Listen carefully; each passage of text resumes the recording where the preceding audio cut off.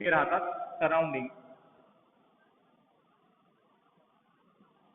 और त्याला अजून एक नाव जर म्हणलं तर एन्व्हिरॉन्मेंट. त्याला आपण म्हणू शकता सराउंडिंग और एन्व्हिरॉन्मेंट. त्या सराउंडिंगचं टेम्परेचर मी गृहीत धरतो टीई. सराउंडिंग और एन्व्हिरॉन्मेंटचं टेम्परेचर मी गृहीत धरतो टीई. आता सिस्टमचा टेम्परेचर मी गृहीत धरलो टीएस आणि सराउंडिंग किंवा एन्व्हिरॉन्मेंटचा टेम्परेचर मी गृहीत धरलो टीई. आता तुम्हाला तर माहिती, दोन जर टेम्परेचर मध्ये काही ना काही डिफरन्स असेल तर काय होईल, थर्मल इक्विलिब्रियम होईल. काही वेळानंतर टेम्परेचरचा एक्सचेंज होईल between the system and the surrounding आणि दोन्ही इक्वल टेम्परेचर्सला येतील आणि थर्मल इक्विलिब्रियम ऑब्टेन होईल. जर टीएस ग्रेटर देन टीई असेल तर काय होईल, टीएस पासून हीट बाहेर फ्लो करेल आणि सबसिक्वेंटली टीएस डिक्रीज होईल आणि टीईच्या बरोबर येईल. जर टीएस लेस देन टीई असेल तर सराउंडिंग मधनं टेम्परेचर सिस्टम मध्ये येईल आणि सिस्टमचा टेम्परेचर राईज होईल आणि दोन्हीमध्ये थर्मल इक्विलिब्रियम ऑब्टेन होईल.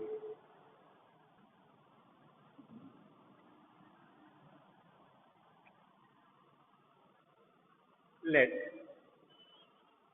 a vessel filled with water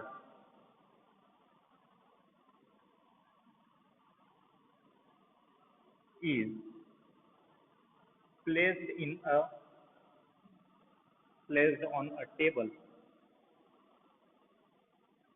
on a table acts as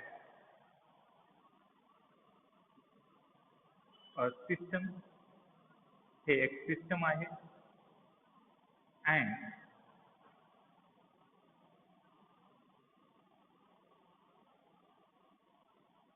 other parts of the room other than किंवा except vessel, except the vessel.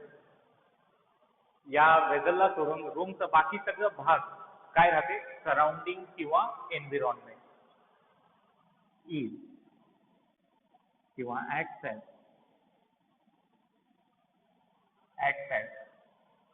Surrounding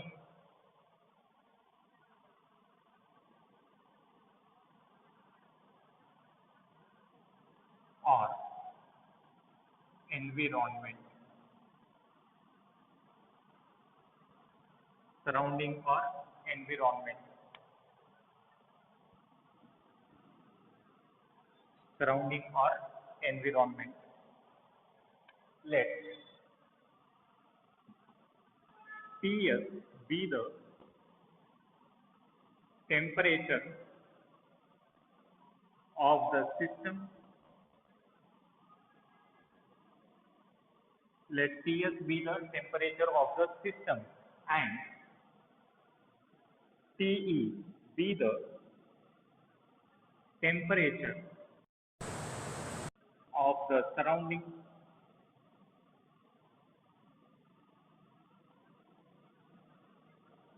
Temperature of surrounding किंवा environment काही म्हणू शकता दोन्ही मधून. If Ts is not equal to Te, then there is exchange of heat or energy, exchange of heat or energy between system and surrounding and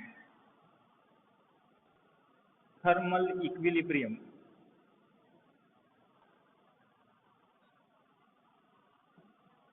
Thermal equilibrium is obtained and thermal equilibrium is obtain. TS आणि TE जर equal नसतील तर एनर्जीचं distribution होईल. Either TS मधून energy TE मध्ये जाईल किंवा TE मधून TS मध्ये येईल. एनर्जी म्हणजे दुसरं तिसरं काही नसून हीट. हीटचा एक्सचेंज होईल आणि दोन्ही थर्मल इक्विलिब्रियम मध्ये येतील. आणि थर्मल इक्विलिब्रियम मध्ये येणंच याचा अर्थ काय आहे? TS इक्वल टू TE होतील ते. TS इक्वल टू TE होतील. चला लिहून घ्या.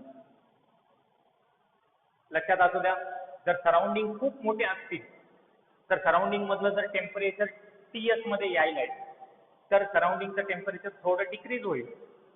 पण ते खूप कमी प्रमाणात डिक्रीज व्हायल्यामुळे ते आपल्याला लक्षात येईना.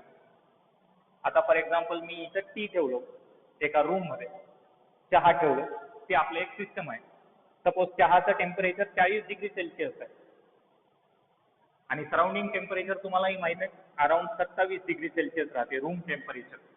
तर सायमल्टेनियसली सबसिक्वेंटली काय होईल, हे टी चा टेम्परेचर डिक्रीज होईल आणि काही वेळानंतर रूम टेम्परेचरला येईल. किती डिग्री सेल्सिअसला येईल? 27 ला येईल. तर चहाचं टेम्परेचर डिक्रीज झालंय, चहामधून हीट रूम टेम्परेचर मध्ये गेली तर रूमचा टेम्परेचर इन्क्रीज होते का? होईना, कारण हे खूप लहान क्वांटिटी असल्यामुळं सराउंडिंगवर काहीच इफेक्ट करत नाही. स्लाइटली सराउंडिंगचा टेम्परेचर वाढला असेल 0.0000 मध्ये, पण त्याचा काही क्वांटिटेटिव्ह किंवा लार्ज प्रमाणामध्ये फरक पडत नाही. लक्षात असू द्या. म्हणजे सराउंडिंगच्या टेम्परेचरवर जास्त काही फरक पडत नाही जर सराउंडिंग मोठे असतील तर. चला लिहून द्या.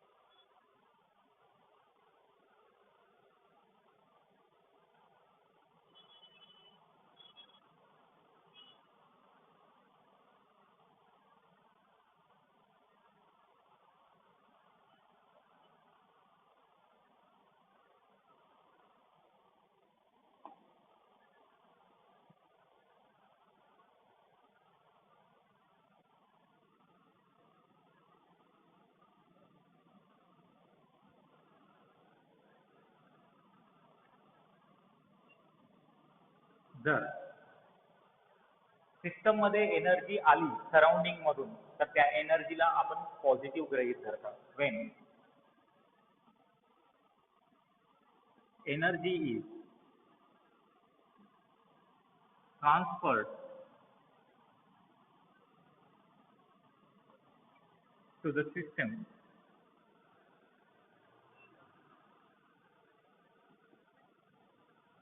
From surrounding,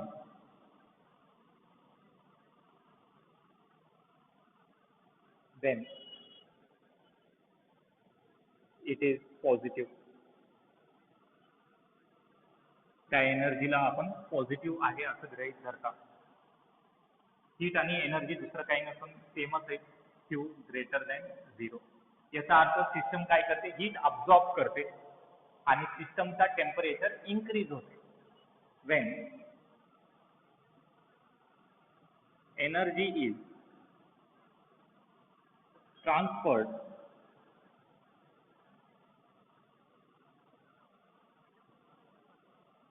to the system, transferred to the surrounding,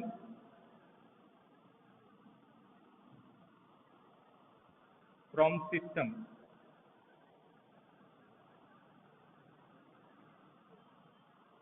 then it is negative.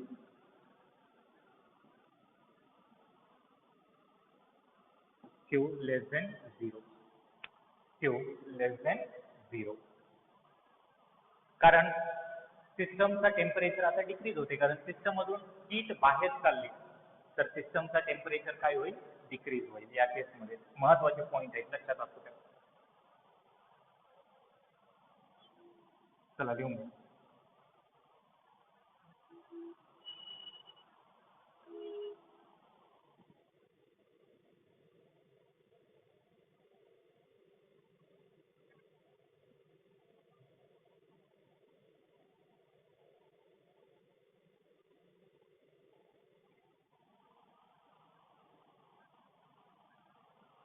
आता आपण काही केसेस बघू जिथे एनर्जी सिस्टममध्ये फ्लो करते, कुठे एनर्जी सिस्टमच्या बाहेर फ्लो करते आणि कोणत्या केसमध्ये एनर्जीचा ट्रान्सफॉर्मेशन होणार नाही.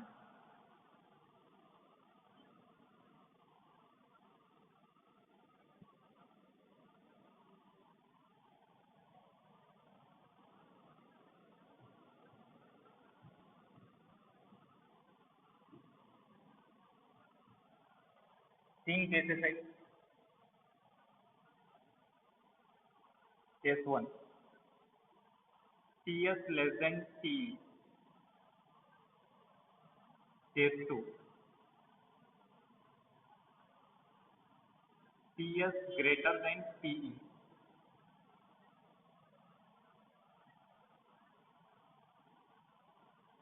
Case 3, Ts equal to T. Ts equal to T. Ts आणि TE काय आहे तुम्हाला माहीतच आहे, मी ऑलरेडी कन्सिडरेशन दिलो. Ts आहे temperature of the system, TE आहे टेम्परेचर ऑफ द सराउंडिंग किंवा एन्व्हिरॉन्मेंट. लक्षात असू द्या, सराउंडिंग आणि एन्व्हिरॉन्मेंट दुसरं तिसरं काही नसून एकच आहे.